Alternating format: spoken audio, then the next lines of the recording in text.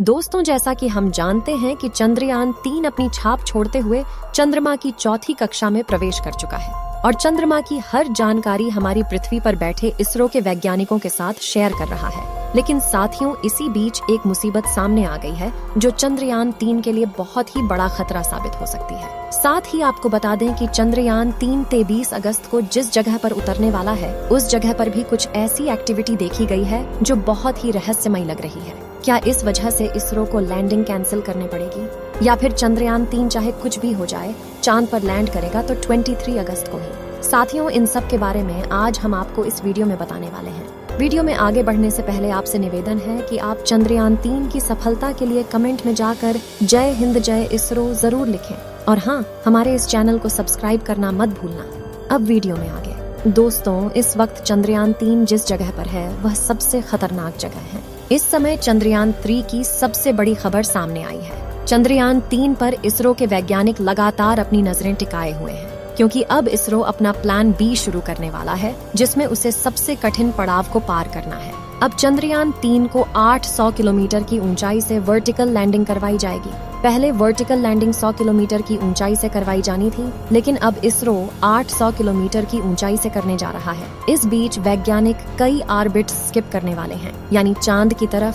जब चंद्रयान-3 घूम घूम कर आगे बढ़ रहा था, अब वह बिल्कुल सीधा चांद की ओर बढ़ेगा। आइए जानते हैं चंद्रयान की लैंडिंग के समय क्या गति रहने वाली है। साथ ही आपको बता दें कि लूना 25 भी अब स्पेस रेस में चंद्रयान-3 को टक्कर देने जा रहा है। चंद्रमा की कक्षा में पहुंच जाएगा और यह 23 अगस्त तक चंद्रमा पर लैंडिंग करने की इसकी प्लानिंग बताई जा रही है और इसी वजह से इसरो की मुश्किलें बढ़ चुकी हैं, क्योंकि अगर अपनी तेज स्पीड से लूना 25 चंद्रयान-3 से पहले चांद पर साउथ पोल पर लैंडिंग करता है तो हमारे लिए मुश्किलें बढ़ सकती हैं। लेकिन साथियों, आप और हम सब के लिए खुशखबरी है, क्योंकि चंद्रयान-3 जिस स्पीड और टेक्नोलॉजी से आगे बढ़ रहा है उसका मुकाबला कोई देश या कोई टेक्नोलॉजी नहीं कर सकती। रही बात लूना की, तो हमारे चंद्रयान-3 के करीब भी नहीं पहुंच पाएगा, क्योंकि अगर लूना 25 पहले चंद्रमा तक पहुंचने की कोशिश करता है तो उससे पहले ही हम अपना चंद्रयान-3 चंद्रमा की सतह पर उतार देंगे। तो लूना से फिलहाल हमें कोई खतरा नहीं है और न वह हमारा मुकाबला कर रहा है और न ही वह हमारा मुकाबला कर पाएगा। दोस्तों, क्या आप भी चाहते हैं कि चंद्रमा के साउथ पोल पर उतरने वाला भारत पहला देश होना चाहिए? यदि हाँ, तो कमेंट में लिखकर जरूर बताइएगा। दोस्तों, पिछले 10 दिनों से हमारा चंद्रयान-3 चांद के चारों ओर लगातार चक्कर लगाते हुए चांद के करीब जा रहा है, लेकिन 14 अगस्त की रात के 12 बजे हमारे इसरो के वैज्ञानिक चंद्रयान-3 के इंजन को एक बार फिर से ऑन करते हैं और उसे चांद के और करीब ले जाते हुए 100 किलोमीटर की अंडाकार कक्षा में स्थापित कर देते हैं।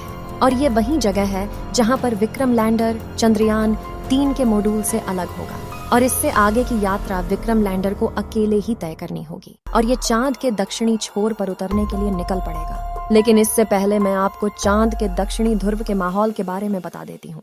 दोस्तों, हमारी पृथ्वी से करीब 3,84,000 किलोमीटर दूर चांद की सतह पर बेहद स्थिर और हल्का वायुमंडल मौजूद है। ये तो आप जानते ही होंगे कि साल 2009 में हमारे चंद्रयान एक मिशन ने चांद पर पानी की खोज की थी, लेकिन आपको बता दें कि चांद की सतह पर पानी लिक्विड फॉर्म में मौजूद नहीं है, बल्कि बड़े बड़े गड्ढों में बेहद ठंडे पत्थरों और बर्फ के रूप में मौजूद है। दरअसल चांद की जमीन काफी ऊबड़ खाबड़ है और इसमें कई बड़े बड़े क्रेटर यानी गड्ढे मौजूद हैं, जो इतने बड़े हैं कि पिछले करोड़ों सालों से इनके अंदर सूरज की रोशनी तक नहीं पहुंच पाई। इनमें से सबसे बड़ा गड्ढा चांद के दक्षिणी ध्रुव पर मौजूद है। इस गड्ढे का डायामीटर 2500 किलोमीटर और गहराई तो इतनी ज्यादा है कि इसमें पूरा माउंट एवरेस्ट समा जाए। इस गड्ढे की करीब गहराई 8.2 किलोमीटर के आसपास है और यह पूरे सोलर सिस्टम के सभी ग्रहों और उपग्रहों में मौजूद गड्ढों में सबसे गहरा गड्ढा है। वैज्ञानिकों का मानना है कि चांद की धरती में पानी छुपा हो सकता है।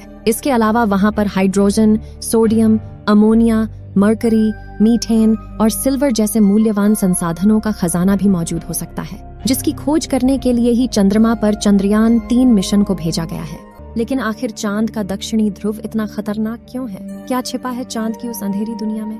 दोस्तों, चांद के दक्षिणी ध्रुव पर ऐसे कई बड़े बड़े गड्ढे हैं जिनमें करोड़ों सालों से सूरज की रोशनी नहीं पहुंची और सूरज की धूप न पहुंचने का सीधा सीधा मतलब है तापमान का ठंडा होना। इसलिए कई बार दक्षिणी ध्रुव का तापमान -230 डिग्री सेल्सियस तक पहुंच जाता है। ऐसे में किसी भी इंसान का स्पेसक्राफ्ट से बाहर निकलना तो अलग बात है, खुद स्पेसक्राफ्ट के लिए भी ऐसे तापमान में काम करना मुश्किल है। इतने कम तापमान में कई बार स्पेसक्राफ्ट पर लगे उपकरण काम करना बंद कर देते हैं। इन गड्ढों में सूरज की रोशनी न पड़ने की वजह से चांद के दक्षिणी ध्रुव में कई हिस्सों में काफी ज्यादा अंधेरा है, जिस वजह से चांद की ऑन ऑर्बिट में घूम रहे नासा, रूस और चीन के ऑर्बिटर भी वहां के काफी हिस्सों को ठीक से नहीं देख पाए। यानी कि उन हिस्सों में क्या छिपा है ये किसी को नहीं पता। ऐसे में वहां पर यान उतारना सबसे बड़ी चुनौती है। इसके अलावा चांद के दक्षिणी ध्रुव की जमीन उत्तरी ध्रुव से ज्यादा ऊबड़ खाबड़ है। वहीं यहाँ पर कुछ मीटर से लेकर 2500 किलोमीटर तक के बड़े बड़े गड्ढे मौजूद हैं। धरती से चांद के दक्षिणी छोर की दूरी काफी ज्यादा होने की वजह से यान से डीप स्पेस कम्युनिकेशन बनाए रखना काफी मुश्किल होता है, क्योंकि इतनी दूरी पर रेडियो सिग्नल कमजोर हो जाते हैं और एंटीना से बहुत ज्यादा बैकग्राउंड नॉइज आता है। साथ ही अपनी कक्षीय गति यानी कि ऑर्बिटल मोशन की वजह से चांद लगातार अपनी पोजीशन बदलता रहता है। ऐसे में तय की गई लैंडिंग साइट पर पहुंचने के लिए लैंडर को भी उसी अनुसार अपनी गति बदलनी पड़ती है। इसके बाद वैज्ञानिकों की नजरें 16 अगस्त के दिन पर होगी, क्योंकि इस दिन चंद्रयान अपने मकसद के आखिरी पड़ाव पर होगा। और आपको बता दे कि इसी दिन इसका प्रोपल्शन मॉडल विक्रम मॉडल से अलग हो जाएगा। इसी दिन हमारे इसरो के वैज्ञानिक चंद्रयान के दोनों मॉडल को आपस में जोड़ने वाले हुक को खोल देंगे। इसके बाद पिछले वाले हिस्से की स्पीड धीरे धीरे कम हो जाएगी। आगे वाला जो हिस्सा होगा उसकी रफ्तार समान होगी। अब यहाँ से हमारा लैंडर चांद पर उतरने के लिए आगे बढ़ने लग जाएगा और यहीं से इसका जो आगे पड़ाव होगा वह कठिनाइयों के साथ शुरू हो जाएगा। इसके बाद 18 और 19 अगस्त को इसकी डी ऑर्बिटिंग की जाएगी, यानी कि 100 किलोमीटर की जो कक्षा होगी उसे भी धीरे धीरे कम किया जाएगा। दोस्तों, यह बात तो आप और हम जानते हैं कि चंद्रमा पर बहुत सारे गड्ढे मौजूद हैं, जो दिखने में तो बहुत ही छोटे दिखते हैं, लेकिन वास्तव में उनका आकार हद से ज्यादा बड़ा है। मतलब साफ है कि दोस्तों यह कई किलोमीटर तक फैले हुए होते हैं। और सबसे बड़ी बात यह है कि चांद के साउथ पोल में जहां पर हमारा विक्रम लैंडर उतरने वाला है, वहां पर तो और भी बहुत ही बड़े बड़े गड्ढे बने हुए हैं। इतने बड़े बड़े हैं कि कोई भी स्पेस एजेंसी अपने यान को यहाँ पर भेजने से पहले 1000 बार सोचती है। लेकिन दोस्तों, हमारे भारतीय स्पेस एजेंसी इसरो का जिगरा सबसे बड़ा है। हमारा चंद्रयान 3 इन गड्ढों से नहीं डरने वाला है। चंद्रयान 3 में लगे कैमरे बेहद ताकतवर हैं, जिस कारण इन गड्ढों की तस्वीरें हम तक पहुंच पाई हैं। चंद्रयान 3 ने चांद का एक वीडियो बनाकर भेजा, जिसे आप स्क्रीन पर देख सकते हैं, जिसमें बहुत सारे नीले गड्ढों की मौजूदगी पता चलती है। दोस्तों, चांद की तस्वीर को देखकर यह तो साफ लगता है कि वहाँ पर कुछ तो मिस्टीरियस जरूर है। वहाँ पर कुछ तो ऐसा जरूर मौजूद है जो इसरो के लिए बहुत ही बड़ी खोज साबित हो सकती है। यही कारण है बाकी की स्पेस एजेंसी जैसे नासा को इसरो से जलन हो रही है। उन्हें लगता है कि कहीं हम उनसे आगे ना निकल जाए। लेकिन फिलहाल हमारे इसरो के वैज्ञानिक बहुत ही ज्यादा खुश है और इस बार इसरो दुनिया को बता देगा कि वह जो कर सकता है कोई भी नहीं कर सकता है।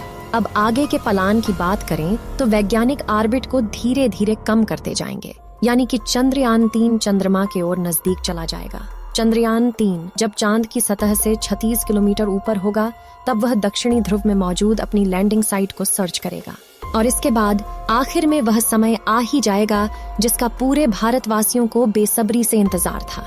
दोस्तों, 23 अगस्त को 5:47 पर हमारा चंद्रयान चांद पर लैंडिंग कर लेगा और यह सॉफ्ट लैंडिंग होगी। दोस्तों, यह सुनने में जितना आसान लग रहा है उतना आसान होने वाला नहीं है। यहाँ पर हमारे चंद्रयान 3 को बहुत सारी मुसीबतों का सामना करना पड़ेगा।